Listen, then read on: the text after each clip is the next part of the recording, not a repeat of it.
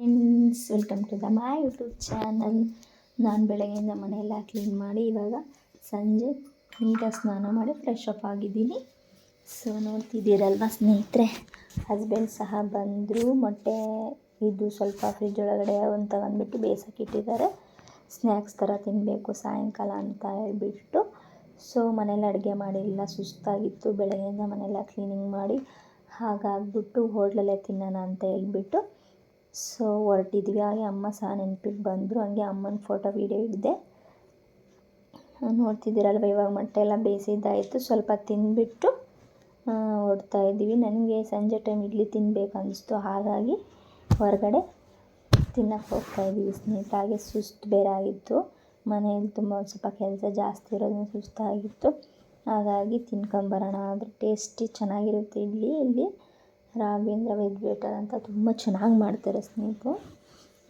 ನನಗಂತೂ ತುಂಬಾ ಇಷ್ಟ. ಹಾಗಾಗಿ ಇಲ್ಲಿ ಬಂದು ಸೊ ಇವಾಗ ಹೋಟ್ಲ ಹತ್ರ ಬಂದಾಯಿತು. ಇವಾಗ ನಾವು ಎಲ್ಲರೂ ಇಡ್ಲಿನೇ ತೊಗೊಂಡ್ವಿ. ಯಾಕಂದರೆ ಸೊ ಹಾಲು ರೊಟ್ಟಿ ಆ ಥರ ತೊಗೊಳಕ್ಕಂದರೆ ಬೇಗ ಡೈಜೆಷನ್ ಆಗೋಲ್ಲ. ಅದು ನಾವು ಇವಾಗ ಜಾಸ್ತಿ ತಿನ್ನಲ್ಲ, ಹಾಗಾಗಿ ಇಡ್ಲಿನೇ ತೊಗೊಂಡ್ವಿ. ಇಡ್ಲಿ ಸಾಂಬಾರು ಚಟ್ನಿ ಸಖತ್ ಟೇಸ್ಟಿಯಾಗಿತ್ತು. ನನಗೂ ತುಂಬ ಇಷ್ಟ, ಹಸ್ಬೆಂಡ್ಗೂ ಇಷ್ಟ, ಮಕ್ಕಳಿಗೂ ಇಷ್ಟ, ಎಲ್ಲರೂ ಅದೇ ತೊಗೊಂಡ್ವಿ. ಹಾಗಾಗಿ ಸ್ನೇಹಿತರೆ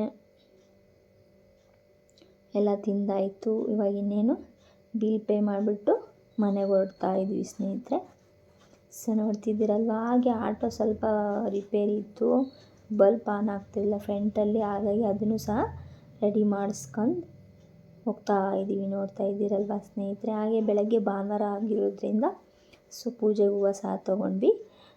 ಬಂದಾಯಿತು ಎಲ್ಲ ಮುಗಿಸ್ಕೊಂಡು. ಈ ಒಂದು ಮಿನಿ ಬ್ಲಾಗ್ ಇಷ್ಟ ಆದರೆ ನಿಮ್ಗೆ ಲೈಕ್ ಮಾಡೋದು, ಕಮೆಂಟ್ ಮಾಡೋದು ಮರಿಬೇಡಿ. Take care.